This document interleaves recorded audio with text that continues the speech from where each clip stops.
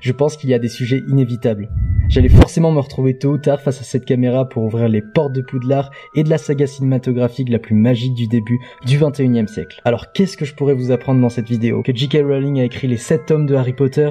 Que le premier est sorti en 1997? Que personne n'y croyait à la base? Non, ça vous le savez déjà. Mais qu'est-ce que je peux vous raconter de plus? Je sais. Pour cette vidéo, j'ai envie de remonter le temps en 2001, année où Harry Potter à l'école des sorciers a vu le jour dans les salles obscures, et vous expliquer pourquoi les gens aiment tant cette saga. Pourquoi 7 ans après le dernier épisode, la magie continue dans le cœur des fans. Alors pour ça, posons les bases. Le cinéma, c'est comme la musique. On s'inspire, on réinvente, on recrée avec un matériel de base déjà existant. La plupart des grands succès populaires musicaux ont la même grille d'accords. Et même si la mélodie est renouvelée, notre oreille est familiarisée avec ce qui se passe derrière la chanson. Dans le cinéma populaire, c'est pareil. La trame est constamment la même, mais le reste qui la superpose prend à chaque fois des couleurs différentes. Et en tant que spectateur, inconsciemment et en partie, nous sommes attirés par elle, car elle s'inspire de la vie et par conséquent de la nôtre. Naître, s'éduquer, apprendre, comprendre, évoluer, se forger un avenir et avoir des objectifs et des buts à atteindre. Dans la mythologie, on parlera de quête initiatique. Et les personnages de certains films, de certaines sagas sont une représentation de la vie rêvée, mais brodée avec du fantastique, du féerique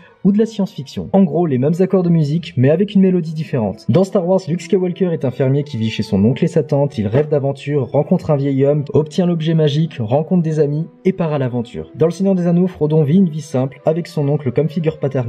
Mais il va rencontrer un vieil homme, obtenir l'objet magique, puis rencontrer des amis et partir à l'aventure. Et nous voilà à Harry Potter, un garçon qui vit chez son oncle et sa tante, va rencontrer un vieux monsieur, va recevoir l'objet magique, va rencontrer ses amis et partir à l'aventure. Mais la question c'est pourquoi Harry Potter est aussi ancré en nous, les fans? Pourquoi a-t-on ce désir si fort de recevoir sa lettre pour Poudlard? Se revoir les films à la télé ou Netflix alors que nous avons déjà les DVD Blu-ray sur notre étagère? Et bien pour plusieurs raisons. La première, c'est que l'introduction du personnage se fait dans notre monde. On n'est pas dépassé par un monde d'elfes ou des vaisseaux spatiaux. Et ce premier point va faire que les yeux de Harry Potter seront les nôtres. On découvre le monde des sorciers avec lui, et c'est super car dès le début, on se familiarise avec ce personnage. On est vierge de l'univers, mais on se rassure car on devient l'ombre du protagoniste principal. Et c'est en partie la force de l'attachement des fans pour Harry Potter. Et peu importe le support, que vous ayez lu les romans en premier ou vu les films d'abord, l'introduction est celle-ci. Pour ma part, j'ai découvert Harry Potter en 2001, à l'âge de 8 ans au cinéma. Et une marque indélébile est venue se faire une place dans mon cœur d'enfant. Alors non, je n'ai effectivement pas vécu sous l'escalier de la maison de mon oncle et ma tante, mais par contre j'avais un point commun avec Harry Potter,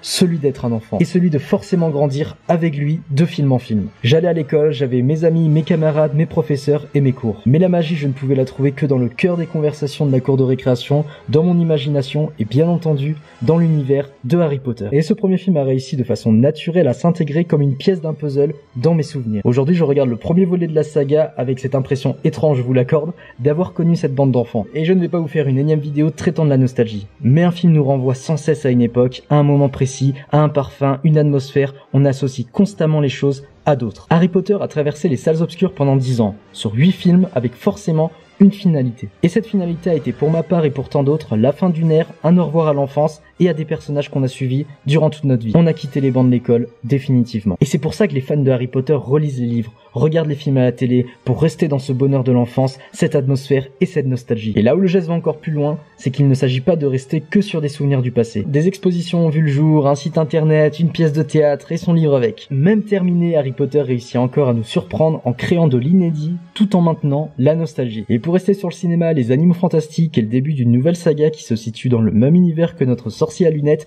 bien avant les événements de ce dernier. Et pour faire écho à ce que j'ai dit au début de la vidéo, le protagoniste principal de cette nouvelle aventure ne nous fait pas découvrir le monde des sorciers à travers ses yeux. Il le connaît déjà, et nous aussi. Et c'est encore une fois intéressant car on trouve dans ce film un équilibre et un juste milieu entre nostalgie et inédit. Et à quelques jours de la sortie du deuxième volet de cette nouvelle saga, j'ai eu envie de vous offrir 2 petites anecdotes avant de conclure cette vidéo. Vous êtes prêts ? Allez, on y va. Vous étiez au courant que Newt Scamander, Norbert Dragono en français, le personnage principal des Animaux Fantastiques, apparaissait dans Harry Potter 3, Le Prisonnier d'Azkaban? Et pourtant si, rappelez-vous de cette scène. Lorsque les frères jumeaux Weasley donnent la carte du maraudeur à Harry pour la première fois, on découvre en bas à droite que Newt se déplace au même moment dans les couloirs de Poudlard. Le saviez-vous également que Grindelwald, le personnage interprété par Johnny Depp dans Les Animaux Fantastiques, est déjà mentionné dans le premier film de Harry Potter en 2001? Vous n'avez aucun souvenir ? C'est normal, car pour ceux qui ne l'ont pas vu, il existe des scènes coupées disponibles dans les bonus du Blu-ray, dont celle-ci. Je l'ai trouvé.